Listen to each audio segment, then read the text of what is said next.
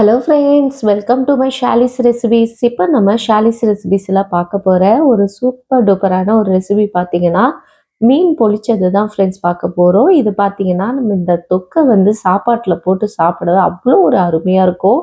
ரொம்ப சிம்பிளாக பண்ணிடலாம். வாங்க இப்போ இதை எப்படி செய்கிறதுன்னு பார்க்கலாம். ஃபஸ்ட்டு இதுக்கு ஒரு பவுல் எடுத்துக்குங்க. இதில் வந்து இஞ்சி பூண்டு பேஸ்ட் வந்து 1 டீஸ்பூன் சேர்த்துக்குங்க.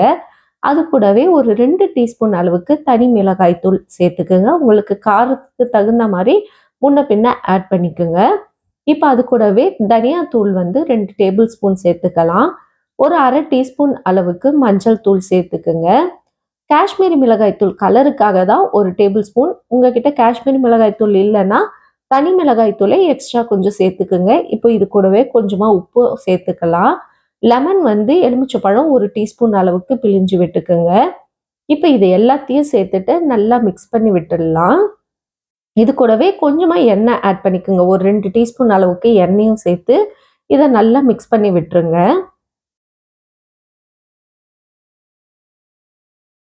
இப்போ இதில் வந்து நீங்கள் எந்த வகை மீன் வேணாலும் சேர்த்துக்கலாம். மீன் வந்து உங்கள் விருப்பம் தான். மீன் வந்து வாஷ் பண்ணும்போது உப்பு மஞ்சள் தூளும் போட்டு நல்லா வாஷ் பண்ணிட்டீங்கன்னா நம்மளுக்கு வந்து மீனுடைய பச்சை வாசனை வராமல் இருக்கும். இப்போ இந்த மீனை போட்டு நல்லா மசாலா பரட்டி ஒரு 10 நிமிஷம் அப்படியே வச்சிடலாம். இப்போ ஒரு மீன் வறுக்கிறதுக்கு ஒரு தவா எடுத்துக்கோங்க. இதில் கொஞ்சமாக எண்ணெய் சேர்த்துட்டு ஷாலோ ஃப்ரை மாதிரி மீனை நல்லா நம்ம நார்மலாக மீன் வரப்போல அந்த மாதிரி இதை நல்லா வறுத்து எடுத்துக்கோங்க.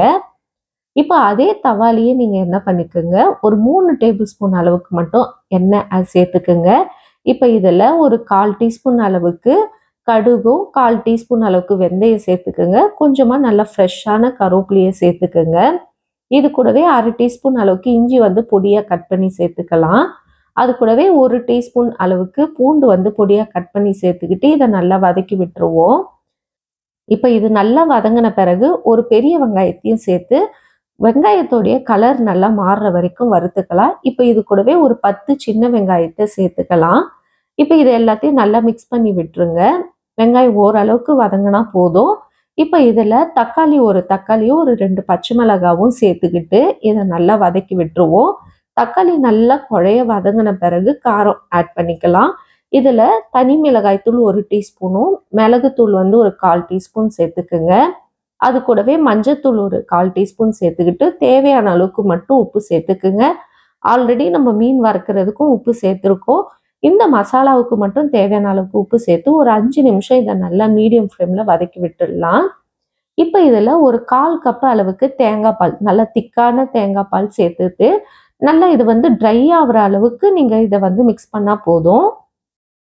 அந்த பால் எல்லாம் நல்லா சுண்டி இந்த மாதிரி தொக்கு பதம் மாதிரி வந்துச்சுன்னா நம்ம இப்போ இதை கேஸை ஆஃப் பண்ணிடலாம்.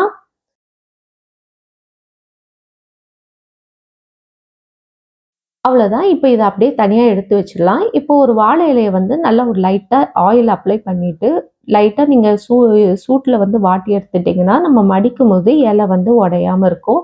இப்போ இதில் நம்ம வந்து ஃபஸ்ட்டு ரெடி பண்ணுள்ள மசாலா தொக்கு அதுவே ஒரு லேயர் வச்சுட்டு அதுக்கு மேலே மீன் துண்டுகளை வச்சுக்கலாம். நான் வந்து மடித்து நம்ம திருப்பி போடுறதுக்கு ஈஸியாக இருக்கணும்னு ஒரு மீனை வந்து 2ஆ உடச்சி வச்சுருக்கேன்.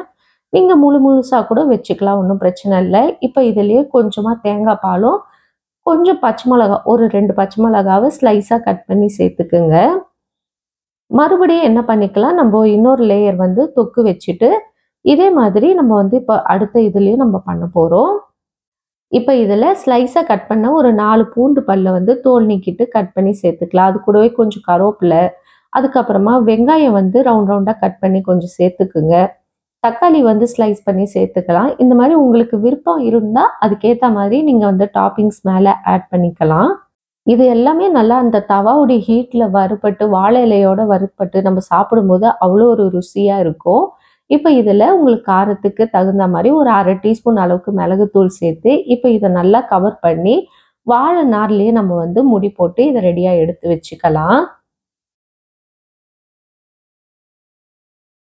இப்போ நம்ம மீன் வறுத்த அதே தவாலையே என்ன பண்ணிக்கோங்க, கொஞ்சமாக எண்ணெய் சேர்த்துக்கிட்டு இப்போ நம்ம வாழை இலை போட்டு கட்டி வச்சுருக்கோம்ல அதை வந்து இதில் வச்சு கொஞ்சமாக ஒரு 2 டீஸ்பூன் மட்டும் ஆயில் ஊற்றிக்கிட்டிங்கன்னா போதும், நிறைய வேண்டாம். இப்போ இந்த ஹீட்லயே என்ன பண்ணுங்க, ஒரு தட்டு போட்டு மூடி வச்சிட வேண்டியதான். மூடி வச்சுட்டு ஒரு முன்பக்கம் ஒரு 10 நிமிஷமோ, திருப்பி போட்டு ஒரு 10 நிமிஷமோ வச்சு எடுத்தீங்கன்னா, நல்ல வாழை இலையில வறுபட்ட மீன் தொக்கு அவ்வளோ ஒரு ருசியா இருக்கும். இத சாப்பாட்டுல போட்டு சாப்பிட்டீங்கன்னா, அம்புட்டு ருசியா இருக்கும். நம்ம வந்து இதுக்கு சைட் டிஷ்ஷா எதுவுமே வேண்டாம். குழம்பு கூட தேவைப்படாது. இது அவ்வளோ ருசியா இருக்கும். கண்டிப்பா நெறைய பேர் ட்ரை பண்ணியிருப்பீங்க. இந்த மாதிரி கொஞ்சம் மசாலாஸ்லாம் எக்ஸ்ட்ரா ஆட் பண்ணி செஞ்சு பாருங்க.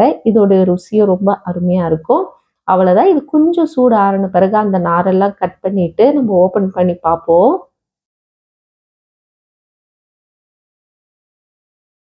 பாருங்க நம்ம போட்ட வெங்காயம், தக்காளி எல்லாமே நல்லா அந்த மசாலாவோட சூப்பரா குக் ஆகி அவ்வளோ டேஸ்ட்டா இருக்கும். நம்ம போட்ட மீனே தெரியாது. நல்லா வந்து மசாலாவோட சேர்ந்து குக் ஆயிருக்கும். கண்டிப்பா இத சூடான சாப்பாட்டுல போட்டு சாப்பிட்டு ட்ரை பண்ணி பாருங்க. இந்த மாதிரி வீடியோஸ் பார்க்கறதுக்கு நம்ம சேனல மறக்காம சப்ஸ்கிரைப் பண்ணிக்கங்க ஃப்ரெண்ட்ஸ். இன்னொரு வீடியோல உங்களை சந்திக்கிறேன். பாய் பாய் ஃப்ரெண்ட்ஸ்.